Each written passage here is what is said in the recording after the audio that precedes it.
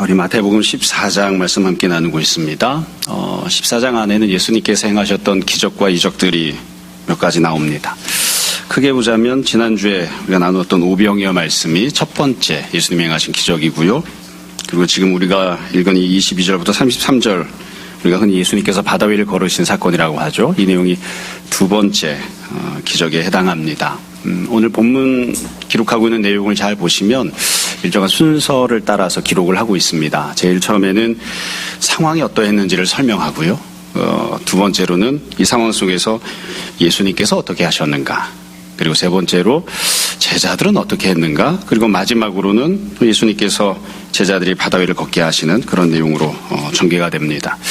아마 세밀하게 이렇게 비교해가면서 보지는 않으셨겠지만 사실은 오병이어 사건이 기록된 것과 매우 흡사한 방식으로 어쩌면 굉장히 쌍둥이처럼 똑같은 패턴과 방식으로 본문을 구성하고 기록을 하고 있습니다. 오병이어 사건도 어땠냐면 제일 처음에 상황이 나옵니다. 지금도 이제 상황이 나올 거고요. 그 다음에 두 번째로는 예수님께서 어떻게 하셨는지가 나와요. 오병이어 때는 예수님이 병자들을 치유해 주셨고요. 지금은 예수님이 이제 바다 위를 걸어서 제자들에게 오시죠. 그 다음에 제자들이 보였던 불신앙적인 모습이 나옵니다. 오병이어 때 제자들이 사람들 돌려보냅시다. 각자의 문제니까 각자가 알아서 해결하게 합시다 했었죠. 지금도 이제 제자들이 보이는 불순종적인, 불신앙적인 모습이 나오고요. 마지막으로 이제 그럼 예수님은 이 문제를 어떻게 해결하셨는가? 오병이어 기적을 통해서 해결하셨고 또 지금에서는 바다 위를 걸으시는 또 베드로를 걷게 하시는 이런 사건을 통해서 이 문제를 해결하셨습니다. 참고 삼아 말씀드린 것이니까 나중에 한번 또 이렇게 비교해가면서 보시기 바랍니다. 오늘도 본문을 순서대로 조금씩 읽고 해석하고 설명하고 다시 마지막에 전체적인 내용을 종합하고 이렇게 해보려고 합니다. 제일 처음에 22절부터 24절까지 보시면 배경과 상황이 어떠한지가 처음에 나오죠. 22절 보시면 예수께서 즉시 제자들을 재촉하사, 그러니까 이 행동하는 주체가 예수님으로 되어 있죠. 예수님이 제자들에게 빨리 건너가자 하고 말씀하시는 거예요. 자기가 무리를 보내시는 동안 배를 타고 앞서 건너편으로 가게 하시고 또 제자들이 어떻게 움직여야 하는지 구체적인 방안도 예수님이 정해주셨습니다. 그러니까 바다를 건너가야 되고 배를 타고 가야 되고 가라 하는 것도 다 예수님이 말씀하신 거죠. 그럼 주님은 무엇을 하셨느냐? 23절에 보면 무리를 보내신 후에 기도하러 따로 산에 올라가시니라. 저물매 거기 혼자 계시더니. 그러니까 예수님은 산에 올라가셔서 기도하신 거예요. 본문에는 기록이 없지만 예수님이 어떤 기도 제목 갖고 기도하셨을까요? 제가 생각할 땐 제자들을 위해서 기도하시지 않았을까 싶습니다. 그러니까 지금 처음 출발하는 장면은 예수님이 말씀하셨기 때문에 제자들이 순종한 것이고요. 주님은 기도하고 계시는, 그러니까 흠잡을 것이 하나도 없죠. 그런 상황입니다. 그러면 현실은 어떠했느냐? 24절에 보면 배가 이미 육지에서 술이나 떠나서 바람이 거스름으로 물결로 말미암아 고난을 당하더라. 이게 지금 실제로 현실 속에서 만나게 된 상황입니다. 그러니까 이 제자들은 풍랑을 만난 거죠. 본문에서 이 풍랑이 얼마나 심각했는지 구체적으로 상세하게 기록하고 있지는 않아요. 그러나 바람, 물결, 풍랑, 그래서 결국 힘들고 어려운 지경을 만나게 된 것이죠. 그러니까 이 내용을 쭉 정리하면 이렇게 이야기할 수 있습니다. 제자들은 예수님이 말씀하셔서 믿음으로 순종한 겁니다. 주님께서는 기도하고 계십니다. 근데 현실은 제자들이 풍랑을 만나는, 어려움을 만나는, 고난을 만나는 그런 지경을 만난 거죠. 우리가 늘 계속해서 말씀드리는 것처럼 이건 제자들이 원래 선천적으로 갖고 있던 본래의 문제가 아닙니다. 예수님을 만나지 않았다면 또 예수님이 말씀하신 것에 순종하지 않았다면 굳이 만날 필요가 없는 그런 어려움인 거죠. 그러니까 믿음으로 살았기 때문에 예수님 말씀에 순종했기 때문에 만나게 되는 어려움인 거예요. 그러니까 이건 내가 선택한 어려움, 또 믿음으로 살았기 때문에 후천적으로 만나게 된 고난이라고 할 수 있습니다. 뿐만 아니라 여기서 만나고 있는 어려움은 본문에선 이렇게 저렇게 가타부타 말하지 않았지만 그냥 단순하게 조금 시간과 물질을 손해보는 그런 정도의 어려움이 아니고요. 죽을 지경을 만난 겁니다. 여기서 까딱 잘못하면 죽습니다. 그냥 인생의 전체가 다 사라져버리는 그런 지경을 만나고 있는, 이게 지금 현재의 문제인 것이죠. 그래서 이게 현재 어떤 상황인지 처지인지 현재 어떤 것이 문제인지를 지금 쭉 보고 있습니다. 그래서 우리가 지금 중요하게 생각하려고 하는 건 바로 이거예요. 그러니까 지금 여기서 만나고 있는 문제는 어떠하냐? 그냥 내가 어떤 인생의 계획을 가지고 살다가 내가 갖고 있던 계획대로 참 상황이 잘 풀리지 않아서 어려움을 만났다. 이런 게 아니에요. 신앙생활 하다가 예수님 믿고 따라가다가 말씀을 붙들고 순종하고 살아가다가 주님께서 나를 위해 기도하고 계심에도 불구하고 이런 어려운 일을 만난 겁니다. 그럼 도대체 이런 지경을 만났을 때 성도는, 교회는, 제자는 도대체 어떻게 해야 되는가?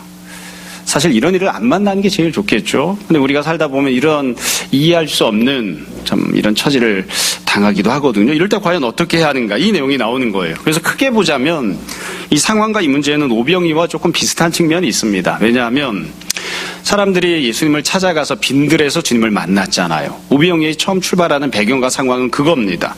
내가 몸이 불편해요. 질병이 있어요. 그러나 집에서 쉬지 않고 집에서 치료하지 않고 예수님이 계신 곳으로 힘겹게 어렵게 빈들로 찾아간 거죠. 그러니까 그렇게 했을 때 만나게 됐던 상황들. 내가 주님이 있는 곳으로 찾아갔어요. 그러나 결국에는 배고픔, 굶주림 이런 것들만 만나게 되는 그런 처지가 되었단 말이죠. 그러니까 그런 상황에서 도대체 상황이 어떻게 전개되는가. 이런 측면에서 놓고 보자면 오병이어 사건이나 지금 사건은 비슷한 측면을 갖고 있습니다. 다시 말씀드립니다. 불신자가 제멋대로 죄짓고 살다가 어려운 일을 만난 게 아닙니다. 성도가, 교회와 제자가 예수님 말씀대로 순종하고 살다가 곤란한 지경을 만난 겁니다. 죽을 지경에 처한 거예요. 자, 그럼 이때 어떻게 해야 되는가? 그 다음에 이제 사건이 전개가 되는데요. 본문에서 어찌 보면 제일 중요한 내용입니다. 25절입니다. 예수님께서 어떻게 하셨는지가 등장합니다.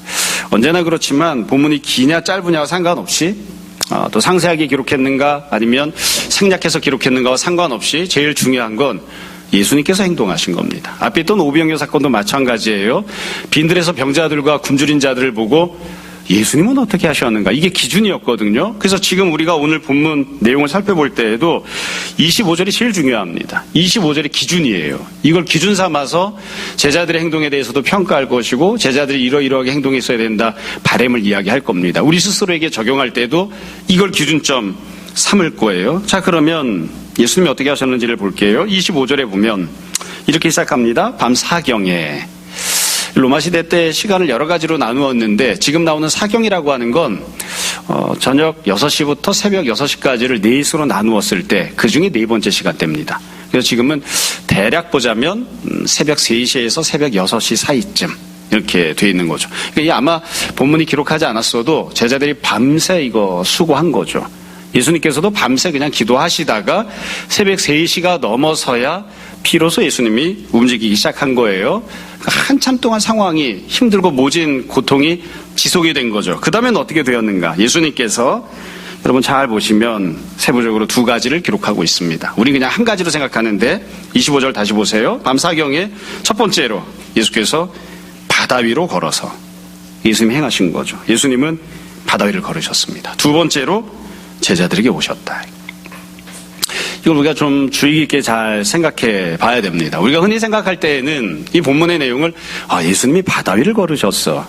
여기 좀 더 초점을 맞추죠. 또 그게 굉장히 신기한 일이니까요. 사실 누구도 바다 위를 걸을 수 없습니다. 여러분 바다 위를 걸었다는 것 보신 적 있습니까? 없죠. 그런 기록이 없습니다. 예수님이 행하셨던 여러 수많은 기적들 중에 이것도 굉장히 독특한 그런 기적인 거예요. 어찌 보면 인류 역사상 단 한 번도 벌어진 적이 없는 기적입니다. 소경이 눈을 떴다. 몇 번 있어요. 심지어 죽은 사람이 살아났다. 몇 번 있어요. 그런데 나중에 사도행전 지나고 끝까지 오늘날까지도 누군가가 예수님이 행하신 것처럼 바다 위를 걸었다.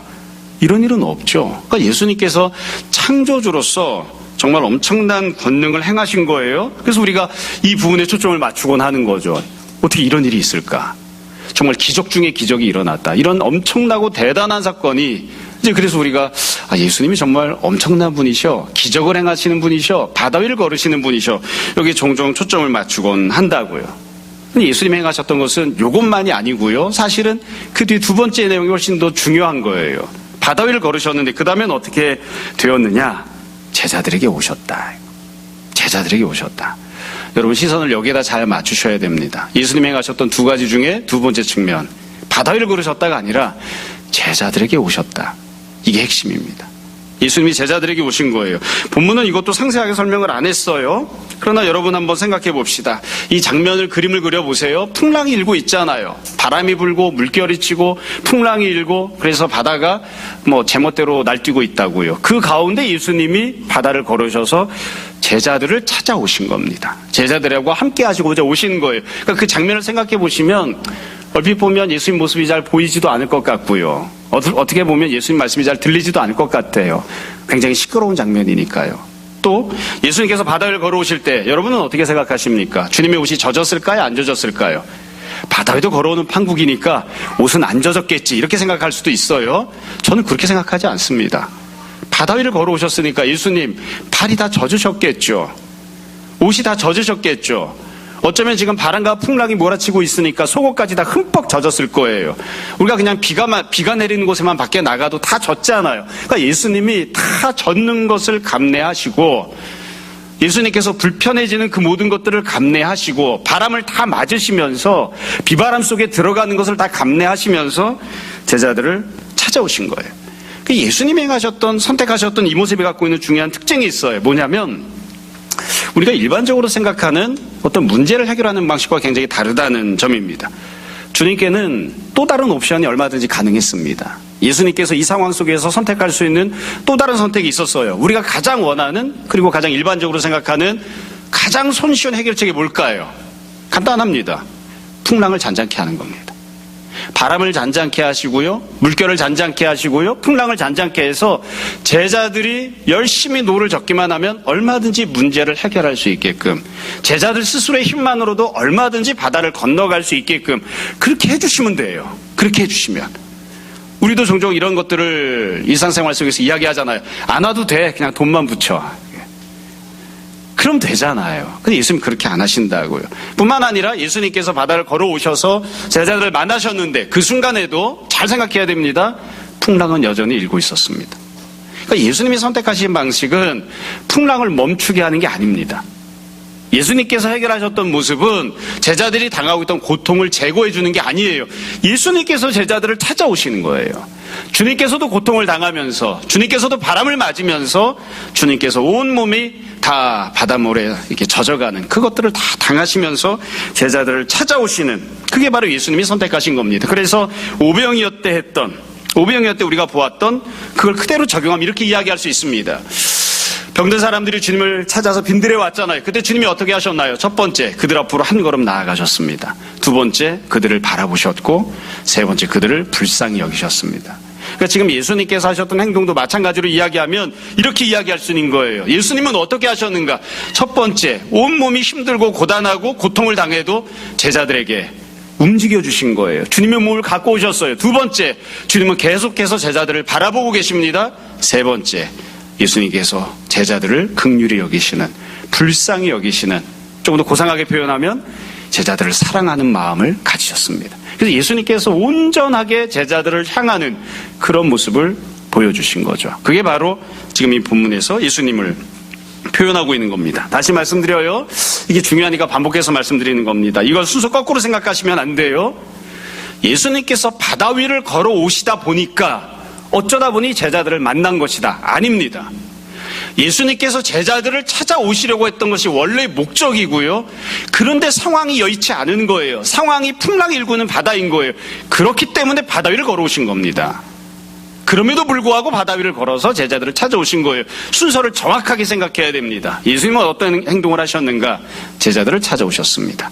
바다 위를 걸어서라도 풍랑이 몰아쳐도 바람이 물결이 예수님이 걸어오지 못하게 제자들을 찾아오지 못하게 제자들을 만나지 못하게 회방하고 가로막아도 어떤 종류의 장애물과 고난과 어려움이 있어도 예수님께서 제자들을 찾아오셨습니다. 그게 지금 본문이 담고 있는 사건이고요. 또 예수님에 대한 설명입니다. 이게 기준입니다. 그러니까 앞으로 그 뒤에 나오는 모든 내용들도 이 기준을 가지고 생각하고 해석해야 돼요. 그렇게 우리가 볼 겁니다. 자, 그러면 예수님께서 이와 같이 하셨을 때 제자들은 어떻게 반응을 했는가? 제자들이 보였던 반응이 나옵니다. 26절을 보면 이렇게 되어 있어요. 제자들이 그가 바다 위로 걸어오심을 보았습니다. 봤어요. 보고 나서 반응이 나오죠. 첫 번째 반응은 놀라는 겁니다. 두 번째 반응은 유령이라고 하는 겁니다. 이건 뭐 유령이다 이렇게 소리 지르는 거죠. 세 번째 반응은 무서워하며 소리 지르는 거를 이건 이제 비명을 지르는 거죠. 사실은 상세하게 세 가지로 나눠서 기록했지만 똑같아요. 이게 아비규환인 거죠. 혼비백산한 그런 모습인 거예요. 예수님이 걸어오신 곳을 보았지만 그러나 제자들은 아무것도 바뀐 것이 없는, 예수님을 보았건 보지 못했건 아무것도 바뀐 게 없는 그런 모습인 거예요. 이 예수님 앞에서 제자들이 했던 이 모습을 우리가 평가할 때 지금 말씀드린 그대로 두 가지 기준 가지고 생각해 보시면 됩니다. 예수님이 하셨던 행동이죠. 첫 번째, 바다 위를 걸으셨잖아요. 제자들은 현재 갖고 있는 상황과 문제를 해결했나요? 해결 못했습니다. 별로 아름답지 못한 거죠. 두 번째, 예수님은 제자들을 찾아오셨잖아요. 그럼 제자들은 예수님을 찾아갔나요? 아니요, 찾아가지 않았습니다. 그래서 우리가 제자들의 모습과 행동이 믿음이 없는 모습이라고 이야기하는 거예요. 문제를 해결하지도 못했고 해결할 만한 그런 모습이 되지도 못하고, 그렇다고 예수님을 붙잡고 예수님께 나아갔느냐? 그것도 아닌 거예요. 사실 이와 같이 제자들이 반응했던 가장 근본적인 이유는 예수님을 알아보지 못했기 때문이죠. 알아보지 못했기 때문입니다. 예수님께서 찾아오셨는데 그분이 예수님이란 것을 알았다면, 명확하게 보았다면 조금 다르게 반응하지 않았을까 싶어요. 그러니까 지금 제자들이 이렇게 소리 지르고 놀라고 비명 지르고 귀신이라고 외쳐대고 있는 이 반응이 다른 반응이 되려면 어떻게 해야 되는가? 해결책은 사실 딱 하나입니다. 예수님을 봐야 됩니다. 예수님이시란 걸 알아차려야 됩니다. 알아차려야 돼요. 근데 우리도 이게 참 어렵지 않은 때들이 어려운 때들이 있어요. 여러분, 우리들도 환난을 만났을 때, 고난을 만났을 때, 또 풍랑이 일고 있는 그런 바다 위를 걸어가는 것 같은, 그 바다 위에서 막 물을 퍼내고 있는, 죽을둥살둥 사투를 벌이고 있는 그런 지경일 때 제일 힘들어하는 부분이 뭐냐면 지금 이 장면 같은 거예요. 예수님이 잘 안 보여요.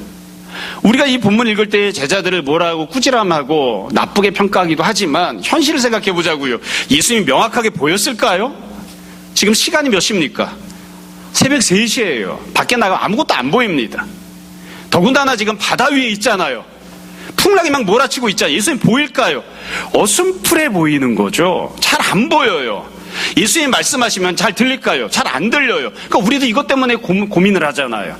어려운 문제를 만났을 때, 풍랑에서 우리가 다 빠져서 죽을 지경을 만나고 있을 때 명확하게 또렷하게 저기 예수님이 계시다, 예수님이 나를 찾아오셨어, 이게 명확하게 보이면 근심거리가 고민거리가 없을 텐데, 분명히 주님께서 찾아오신 게 엄연한 현실이고 사실임에도 불구하고 안 보이잖아요.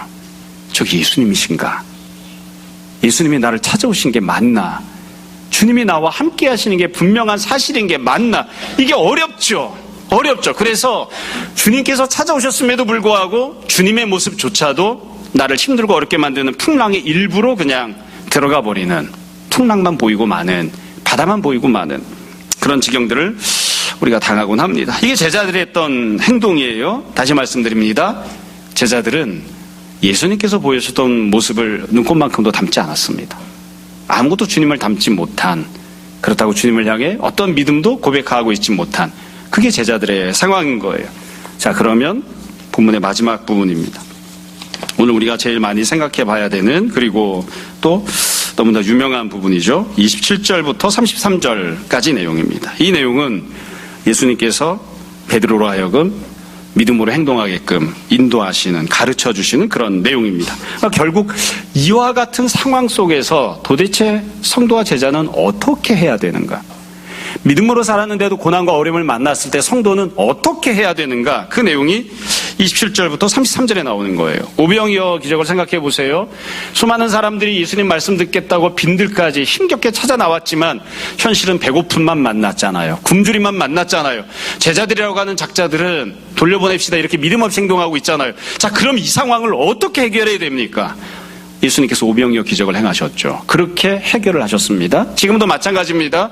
이 지경에서 도대체 이 문제를 어떻게 해결해야 되는가? 어떻게 해결해야 되는가? 이것도 마찬가지로 두 가지 측면에서 생각해야 됩니다. 하나는 예수님은 이미 바다 위를 걷고 계시죠. 제자들은 어떻게 해야 되는가? 예수님은 이미 제자들을 찾아오셨죠. 그럼 제자들은 어떻게 해야 되는가? 이 두 가지 측면에서 예수님께서 해답을 제시하시고요. 무엇이 믿음인지를 제자들에게 가르치시는 거예요. 자, 세 단계로 나누어서 예수님께서 가르치십니다. 첫 번째 단계예요. 27절입니다. 예수님께서 즉시 이르시되 안심하라. 나니 두려워하지 말라. 예수님께서 말씀을 해주십니다. 나다라고 말씀을 해주세요. 그러니까 이게 사실 처음 시작하는 첫 출발점인 거예요. 왜 지금 두려워하고 있느냐? 제자들은 지금 풍랑 때문에도 두려워하지만 예수님을 보고 나서도 두려워합니다. 예수님인 걸 모르니까요. 확신이 없으니까요. 알았다면 그렇지 않을 텐데. 그러니까 예수님께서 첫 번째로 하시는 말씀이 이거예요. 나다. 나다. 너희가 보고 있는 상황 속에 풍랑만 있는 것이 아니라, 물결만 있는 것이 아니라, 죽을 지경만 있는 게 아니라 나도 그 자리에 있다. 내가 지금 여기에 있다. 그렇게 말씀하시는 겁니다. 그리고 나서 하시는 말씀이 그거죠. 두려워하지 말라. 두려워하지 말라. 두려워하지 말라는 걸 다른 식으로 표현하면 어떻게 표현할 수 있을까요? 믿음을 가지라는 겁니다. 믿음을 가지라. 늘 우리가 이야기하는 대로, 또 계속해서 반복해서 이야기하는 대로 사람이 주님을 향해 가질 수 있는 가장 높은 수준의 마음, 또 마땅히 품어야 되는 마음이 믿음입니다. 믿음을 가지라. 두려워하지 말라. 이걸 좀 다르게 표현하면 이렇게 이야기할 수 있습니다. 예수님께서는 제자들을 사랑하시는 마음을 갖고 계시잖아요. 그래서 찾아오신 거예요. 제자들을 사랑하는 마음을 갖지 않으면 찾아오실 아무런 이유가 없죠. 예수님께서 제자들을 향해 품으셨던 그 마음을 너도 주님을 향하여 품으라는 거예요. 주님을 닮은 마음을 가지라는 거죠. 나를 향한 믿음을 가지라. 두려워하지 말라. 나를 향한 믿음을 품으라. 왜? 너희는 나를 보지 못하느냐. 나를 향한 믿음을 가지라.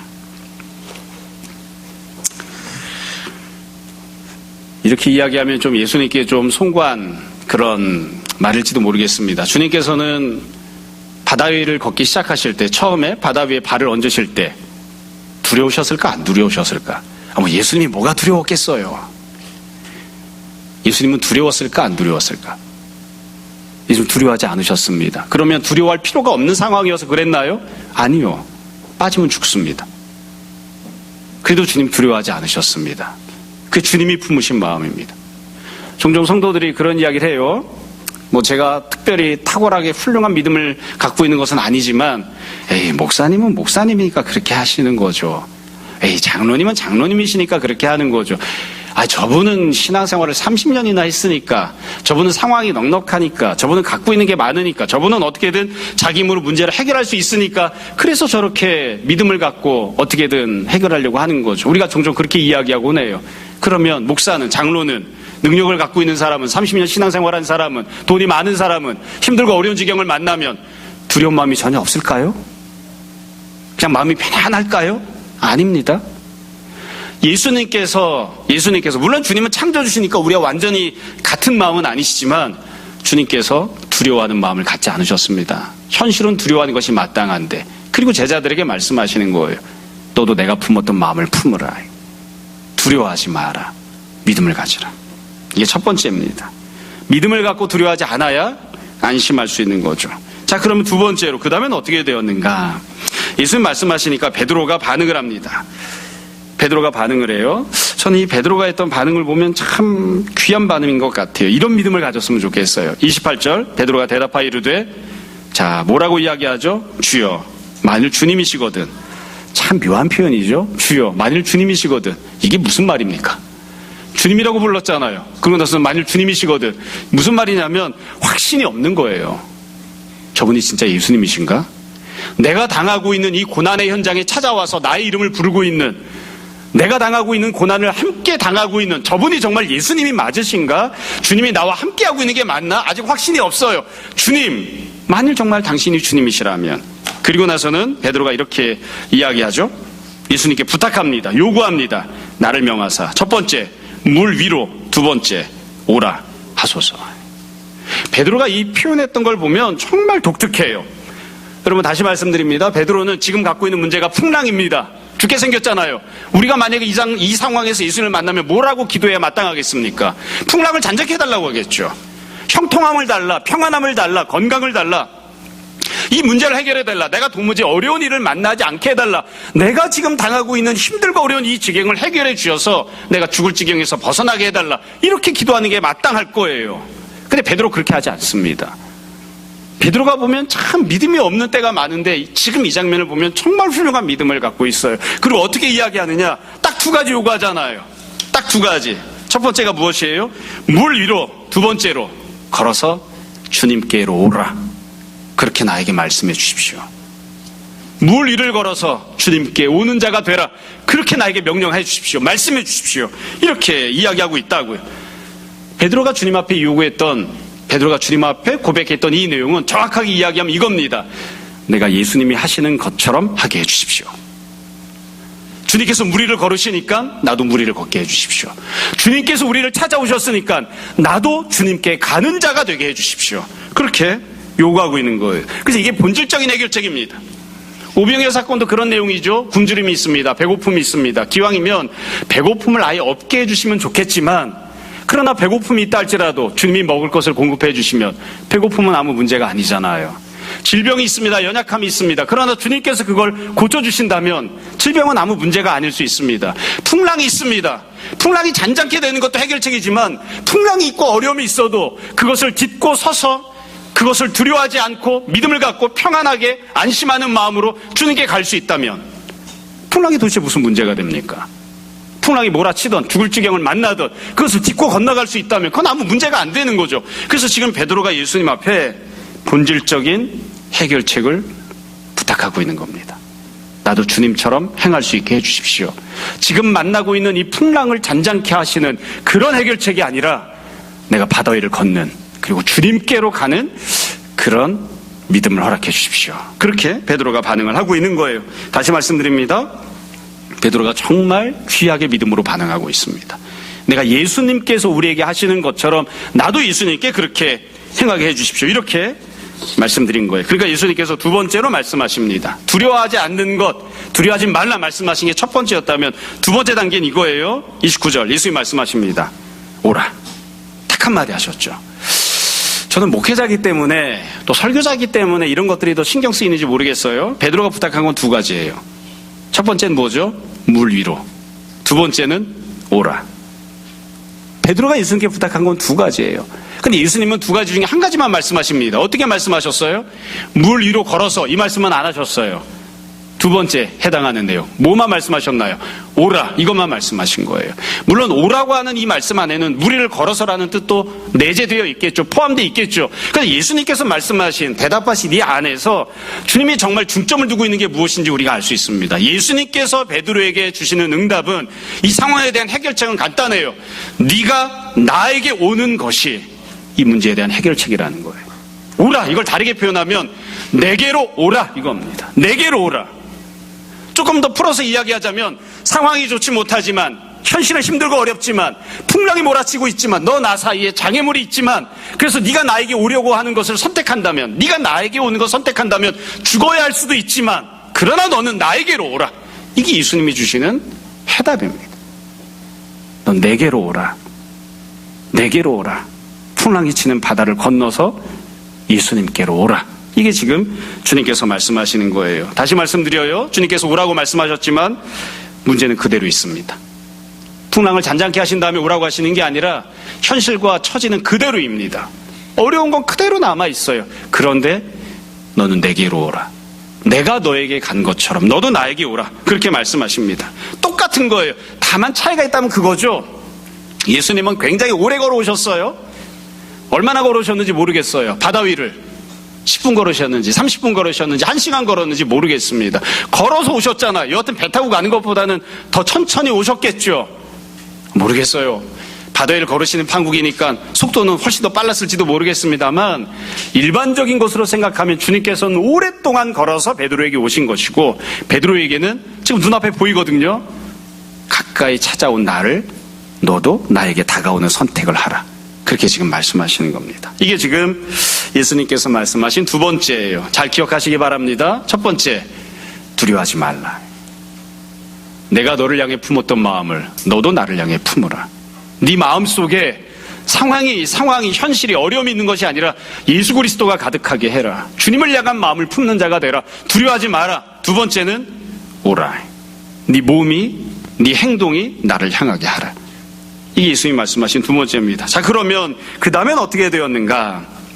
그 뒤에 보면 참 씁쓸한 장면도 나오고 행복한 장면도 나옵니다. 베드로가 순종합니다. 베드로가 배에서 내려 물 위로 걸어서 예수께로 가되. 참, 여러분 어떠실까 모르겠는데요. 제가 늘 이 본문 설교할 때마다 생각해 봅니다. 만약 나는 배 타고 가고 있었는데 주님이 뛰어내리라고 하시면 뛰어내릴 수 있을까? 뛰어내릴 수 있을까요? 여러분, 주님께서 오라고 하면 가실 수 있겠습니까? 아마 저는 그렇게 얘기했을지도 몰라요. 사탄아 물러가라 이렇게. 네가 나를 죽이려고 작정을 했구나. 이거 참 쉽지 않은 장면이에요. 근데 베드로가 어떻게 합니까? 자기를 잡아 죽이려고 했던 그 풍랑 속으로, 바다 속으로 내려갑니다. 다시 말씀드려요. 이 장면의 핵심은 바다로 뛰어든 게 아닙니다. 예수님이 계신 곳으로 가는 겁니다. 예수님이 부르시니까 그 부름에 순종하는 겁니다. 여러분, 바다로 뛰어들면 죽습니다. 낭떠러지에서 뛰어내리면 죽습니다. 예전에 대학 다닐 때 인상 깊게 읽었던 책이 있어요. 예전단에서 나온 책이에요. 낭떠러지에 서는 용기. 재정 부분에 있어서 주님을 의지하고 살라는 그런 내용이었어요. 낭떠러지 서봐라 이거예요. 낭떠러지에서 서서 뛰어내리면 죽습니다. 뛰어내리면 안 됩니다. 여기에서 바다로 뛰어내려야 되느냐, 낭떠러지로 뛰어내려야 되느냐, 이게 문제가 아니라 예수님께서 계신 곳으로 가는 게 문제인 거예요. 그게 핵심인 거예요. 예수님이 계시다면 풍랑이 있어도 가는 것이고, 예수님이 계시다면 낭떠러지였어도 뛰어내릴 수도 있는 거예요. 예수님이 계시지도 않는데 낭떠러지에서 뛰어내리는 건 객기 부리는 거죠. 그건 용기가 아니에요. 죽으려고 작정한 것이지. 다시 말씀드립니다. 지금 이 포인트는, 이 장면의 핵심은 그겁니다. 주님께서 부르시니까 주님께서 계신 곳으로 가는 겁니다. 그 과정 속에 풍랑이 있건 바다가 있건 내가 두려워했던 무엇이 있건 그건 중요한 문제가 아니에요. 그런 것들을 넘어서서 주님께서 계신 곳으로 가라. 주님이 부르시는 곳으로 오라. 베드로가 지금 순종을 합니다. 그래서 물 위를 걸어간 거예요. 그래서 예수님께로 갔어요. 표현 정말 정확하게 했죠. 29절 끝에 보면 예수께로 가되 이렇게 되어 있습니다. 자, 그러면 베드로가 끝까지 믿음을 가졌는가? 우리가 아는 대로 그렇게 못했죠. 중간에 베드로가 바닷속에 빠집니다. 왜 빠졌을까요? 30절 잘 써놨습니다. 어떻게 되어 있죠? 바람을 보고 무서워 빠져가는지라. 원래 뭘 봤어야 됩니까? 예수님을 봤어야 돼요. 근데 바람을 보죠. 바람을 봅니다. 이건요, 오늘날도 마찬가지여서요, 신앙생활에만 적용되는 게 아닙니다. 여러분, 그런 경험이 있으신가 모르겠어요. 텔레비전이나 이런 데 보면 그런 장면이 나옵니다. 높은 산이나 높은 곳에서 좁다란 길을 갈 때 절대로 해서는 안 되는 게 있죠. 아래를 쳐다보면 안 됩니다. 앞을 보고 걸어야 됩니다. 아래를 쳐다보면 다리가 후들거려서 못 지나갑니다. 못 지나가요. 그건 일반적인 모든 경우도 마찬가지예요. 그러니까 지금 베드로가 어떻게 합니까? 주님을 봐야 되는데 주님을 보던 시선을 내려서 바다를 본다고요. 바다를 본다고요. 이렇게 하면 못 건너갑니다. 그러니까 지금 무엇이 바뀐 거냐면 시선이 바뀐 거예요. 앞에서부터 제가 의도를 가지고 쭉 설명한 부분이 있어요. 베드로가 어떻게 해야 되는가? 첫 번째, 두려워해서는 안 되죠. 주님이 품으신 마음을 가져야 됩니다. 두 번째, 어떻게 되는가? 주님께로 가야 되죠. 몸가짐에 있어서, 행동에 있어서 주님을 향해야 됩니다. 세 번째, 어떻게 되는가? 시선이 어떠해야 됩니까? 예수님을 봐야 됩니다. 예수님께서 제자들을 향해서 몸을 움직이신 것처럼, 예수님께서 제자들을 바라보신 것처럼, 예수님께서 제자들을 긍휼히 여기는 마음을 품으신 것처럼 베드로도 마찬가지로 해야 돼요. 베드로도 몸과 행동에 있어서 예수님을 향해야 되고, 마음에 있어서 예수님을 향해야 되고, 시선에 있어서 예수님을 향해야 된다고요. 근데 그 시선을 거둔 거예요. 예수님을 보는 것이 아니라 물결을 보는, 바다를 보는 그런 시선을 한다고요. 그러니까 어떻게 되었나요? 다시 빠졌습니다. 다시 빠졌다는 건 무슨 뜻이냐? 과거로 돌아갔다는 겁니다. 이전에 두려워했던 대상이었는데 내가 믿음으로 극복을 했었습니다. 근데 다시 그 대상이 두려워지기 시작합니다. 내가 해결받았던 문제였는데, 내가 믿음으로 해결받아서 너끈하게 이겼었던 그런 문제였는데, 다시 그 문제가 나의 삶의 중요한 문제로 대두하고 나를 힘들게 만드는 문제로 다시 찾아온 겁니다. 그런 지경이 된 거예요. 여러분은 어떻게 보시는지 모르겠는데요, 설교하면서 준비하면서 제가 인상 깊게 본 부분이 있습니다. 그게 뭐냐면 30절 보면 이렇게 돼 있죠. 바람을 보고 무서워. 어떻게 됐다고요? 빠져가는지라. 정말 독특합니다. 이게 왜 독특할까요?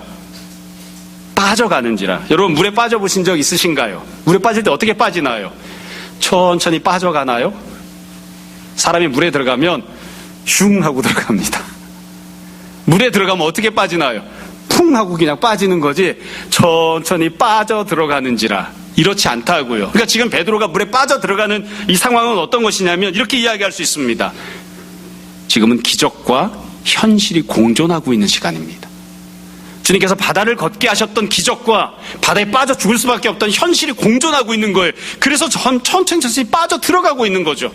베드로가 예수님을 향해 갖고 있던 믿음과 세상을 바라보면서 불신을 품었던 믿음과 불신이 공존하고 있는 거예요. 같이 공존하고 있는 시간, 그런 상황을 겪고 있는 거죠. 천천히 빠져들어가고 있는 겁니다. 그래서 이 상황 속에서 베드로에게 선택할 수 있는 상황이 있죠. 내게 있는 믿음을 다시 붙잡을 것인지, 아니면 세상을 바라보고 물결을 바라보고 불신을 선택할 것인지, 주님이 내게 베풀어 주시는 실을 내가 붙잡을 것인지 선택할 수가 있다고요. 이 순간에도 베드로가 참 귀한 믿음을 선택하죠. 30절 소리질러 이르되 주여 나를 구원하소서. 앞부분에서는 주님 부른 다음에 당신이 주님 맞습니까? 이랬죠. 지금은 명확하게 부릅니다. 주님 나를 구원해 주십시오. 나를 구원해 주십시오. 이게 베드로가 주님 앞에 부르짖었던 내용입니다. 빠져들어가면서 믿음을 버렸기 때문에 과거에 당했던 어려움이 다시 나를 휘몰아치게 하는 그 상황으로 다시 내가 내몰리면서, 그러면서 다시 한번 주님을 붙잡습니다. 자, 그리고 나서 맨 마지막 상황이 정리가 됩니다. 상황은 역시 예수님께서 마무리하시면서 정리를 하는데, 예수님은 어떻게 하셨는가? 31절이 기록하고 있습니다. 31절을 봅시다. 예수께서 즉시, 참 보통 때는 주님이 기도 응답하실 때 천천히 하시는데 지금은 상황이 급하니까 즉시 손을 내밀어 첫 번째로 그를 붙잡으십니다. 예수님이 어떻게 하시죠? 베드로를 붙잡아 주십니다. 저는 이게 제일 인상 깊습니다. 참 감사하고요. 왜냐하면 지금 우리가 아는 대로 베드로는 끝까지 믿음을 가졌던 사람이 아니에요. 중간에 믿음을 포기한 사람이지.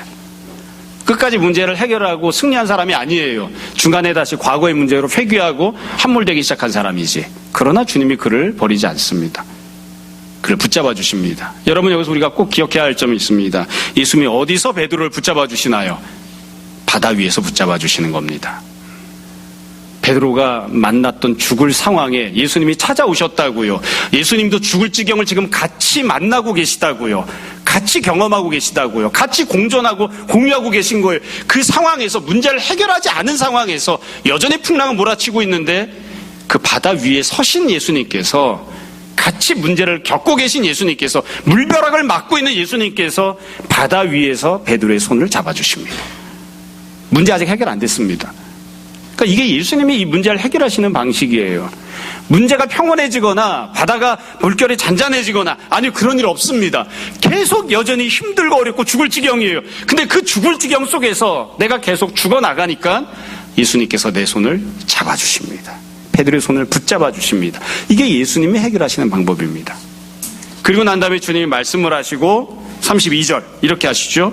배에 함께 오르매. 이게 주님이 하신 두 번째 행동입니다. 다시 말씀드려요. 주님께서 배에 오르실 때까지 계속 풍랑은 있습니다. 예수님께서 배에 오르실 때까지, 주님께서 베드로의 손을 붙잡았을 때 그 순간 기적적으로 풍랑이 착 잔잔해진 게 아니에요. 주님께서 베드로의 손을 붙잡아 주셨음에도 불구하고 풍랑은 여전히 있고요. 그래서 만약 주님이 손을 놓아버린다면 베드로는 그냥 빠져 죽었을 거예요. 그 상황 속에서 예수님께서 손을 붙잡은 채로 베드로와 함께 물 위를 걸어오시고, 그리고 나서는 배에 올라가십니다. 배에 올라가실 때까지 풍랑은 여전히 그대로 있는 거예요. 여러분, 이게 성도들이 누리는 은혜가 아닌가 싶습니다. 믿음으로 살다가 종종 믿음이 옅어져서 의심이 생겨서 믿음을 저버리고 과거의 문제로 다시 돌아갔을 때, 그때 주님께 은혜를 구하면, 살려달라고 아우성치고 간구하면 주님께서 넌 믿음이 없으니 그 없는 믿음 그대로 당하고 살아라, 이렇게 안 하십니다. 붙잡아 주십니다. 조금 더 한 걸음 나아가서 적극적으로 생각하면 이렇게 이야기할 수 있습니다. 베드로가 왜 풍랑을 두려워하지 않고 뛰어들 수 있었을까요? 주님께서 잡아주실 겁니다. 내가 빠져도 주님이 잡아주실 겁니다. 내가 뛰어드는 믿음까지 있지만 끝까지 믿음을 갖지 못해도 주님께서 반드시 책임져 주실 겁니다. 그러니까 그 주님을 바라보고 뛰어드는 겁니다. 예수님께 가는 거예요. 모든 걸 주님께 던져놓고 주님께서 해결하시도록, 주님께서 인도하시도록, 주님께서 구원하시도록, 그게 주님께 맡겨놓는 거예요. 예수님께서 하셨던 말씀이 있죠. 31절 중간에 보면 이렇게 말씀하십니다. 믿음이 작은 자여 왜 의심하였느냐. 예수님께서 베드로에게 믿음이 작다고 책망하십니다. 여기서 말하는 믿음은 바다 위를 걸을 수 있다는 믿음이 아니고요, 어떠한 상황이 있어도 예수님께 나아가겠다는 믿음입니다. 그 믿음이 작은 거죠. 의심을 한 거죠. 사건은 이렇게 종결됩니다. 결과가 두 가지가 나와요. 첫 번째 결과는 바람이 그쳤다는 겁니다. 참 이거 야속합니다. 어차피 그칠 바람이면 좀 먼저 그치게 해주시지. 배 다 올라간 다음에 바람이 그쳤어요. 어차피 바람은 그칠 거예요. 주님께서 그치게 하실 것이니까. 두 번째 결과는 33절이죠. 배에 있는 사람들이 예수께 절하며 이르되 진실로 하나님의 아들이로소이다. 믿음을 갖기 시작합니다. 그러니까 처음에 베드로가 했던 얘기부터 쭉 생각해 보시면 처음에는 주님이라고 부르지만 당신 주님 맞습니까? 이랬어요. 그 다음에는 주님 이렇게 불렀고요. 맨 마지막에는 당신은 하나님의 아들이십니다. 이렇게 고백을 하죠. 그래서 결국 제자들이 이와 같은 믿음을 갖는 모습으로 조금씩 바뀌어 나가는 그런 모습을 우리가 볼 수 있습니다. 자, 이러면서 이제 오늘 본문의 사건은 마무리가 됩니다.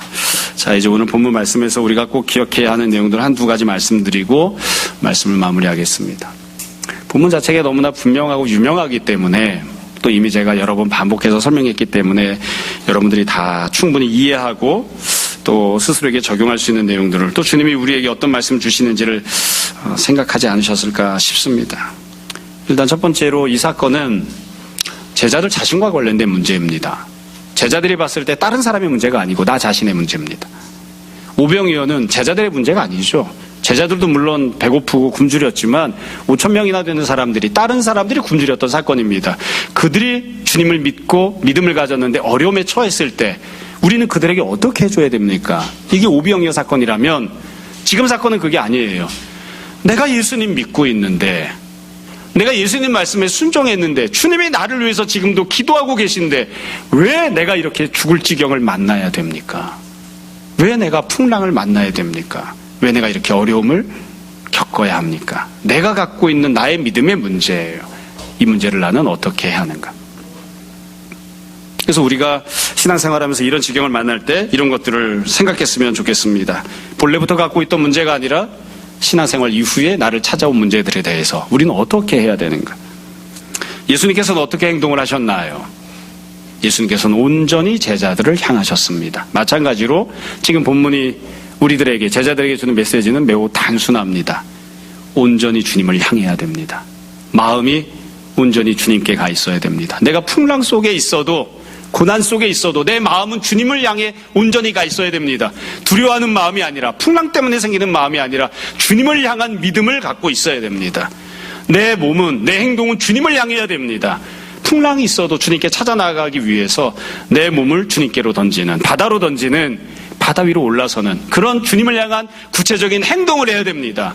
내 시선은 주님께로 가 있어야 됩니다. 주님께서 나를 바라보시듯 나도 풍랑을 보는 자가 아니라 상황을 보는 자가 아니라 현실을 보는 자가 아니라 주님을 바라보는 자가 되어야 됩니다. 그래서 온전히 주님께로 향하는 자가 되어야 됩니다. 그래야 내가 당하고 있는 이 문제를 우리가 해결할 수 있고 설령 해결하지 못해도 그래도 우리가 믿음의 성장을 주님이 우리에게 예비하신 은혜를 누릴 수 있습니다. 여러분 어떤 분들은 끝까지 그런 고집을 갖고 계실지도 모르겠어요. 저도 그런 생각을 오래 합니다. 이 본문의 핵심 주제가 뭡니까? 그러면 바다 위를 걷는 겁니다. 나도 기적을 행했으면 좋겠습니다. 딴 사람들은 못하는 걸 나는 할 수 있었으면 좋겠습니다. 이게 본문의 핵심인 것 같아요. 끝까지 고집 부리는 분들이 있어요? 아닙니다. 바다 위를 걷지 못할 수도 있습니다. 우리가 다 항상 기적을 행하나요? 주님이 기적을 행하셨으니까 우리도 다 항상 기적을 행할 수 있나요? 주님이 승리하셨으니까 우리가 항상 승리하나요? 아닙니다. 여러분 예수님을 한번 생각해 보세요. 예수님이 하셨던 모든 사역들을 한번 생각해 보세요. 예수님께서 행하셨던 거의 대부분의 사역은 예수님이 행하셨던 거의 대부분의 기적은 현실을 해결하는 것이 아니라 상황을 내가 원하는 대로 만드는 것이 아니라 제자들에게로 온전히 향하시는 대로 집중되어 있다고요. 예수님이 십자가를 지셨잖아요. 십자가를 안 질 수 있게끔 현실을 바꾸셨나요? 아닙니다. 물벼락을 맞듯이 십자가에 달리는 걸 그대로 감당을 하셨어요. 현실을 바꾸지 않습니다. 상황을 바꾸지 않습니다. 형통함으로 부유함으로 안락함으로 부귀영화로 현실을 바꾸지 않아요.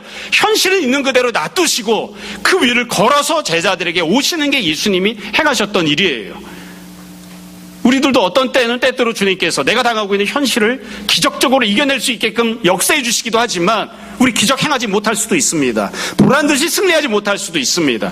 그러나 예수님을 향하는 마음을, 예수님께로 나아가는 발걸음을, 오직 주님만 바라보는 시선을 항상 가져야 됩니다. 그게 주님이 우리에게 원하시는 것이고 그게 성도가 믿음으로 세상을 살아가는 방법입니다. 높아심으로 한 가지만 더 말씀드리고 오늘 말씀 마무리하겠습니다. 처음부터 반복해서 말씀드린 것처럼 이 모든 내용은 믿음으로 살다 만난 상황에만 적용됩니다. 내가 욕심을 부려서 주님이 나에게 말씀하시지도 않았는데 내가 생각이 있어서 내가 계획을 갖고 나는 꼭 이것을 했으면 좋겠어. 그건 내 생각이죠. 내 계획이에요. 내 바람입니다. 절대로 바다로 뛰어들거나 낭떠러지에서 뛰어내리면 안 됩니다. 죽을 겁니다. 내 생각과 주님의 말씀을 자꾸 혼동해서는 안 됩니다. 주님이 원하시는 일, 주님이 가라고 하신 일, 주님의 계획을 우리가 믿음으로 받고 그래서 주님께로 나아가는 선택을 할 때 이 은혜를 누리는 겁니다. 내 욕심을 이루겠다고 바다로 뛰어들거나 내 욕심을 이루겠다고 낭떠러지에서 뛰어내리는 건 결코 믿음이 아닙니다. 우리가 이것도 늘 생각했으면 좋겠습니다. 여러분, 모쪼록 바라기는, 참 이게 믿음 없는 말일 수도 있지만 목회자로서 늘 바라기는 우리 성도들이 한 사람도 믿음으로 살다 어려움 안 만났으면 좋겠습니다. 평탄하게 신앙생활 잘하고 주님 섬기며 살았으면 좋겠습니다. 그러나 혹여 주님께서 뜻과 목적에 있어서 우리에게 어려움 겪게 하실 때, 풍랑 일어날 것을 아시면서도 바다로 우리를 내모르실 때, 그리고 주님께서도 물벼락 맞으면서 우리를 찾아오셨을 때 우리가 다 믿음으로 반응하고 그래서 귀하게 믿음으로 승리하는 주님의 제자들 되었으면 좋겠습니다. 이와 같은 귀한 은혜가 우리 모두에게 오늘도 풍성히 임하기를 주님 이름으로 축원합니다. 잠시 기도하겠습니다. 오늘 말씀 정돈해 보십시오. 지금 우리 함께 회개와 결단의 기도합시다. 기도하겠습니다.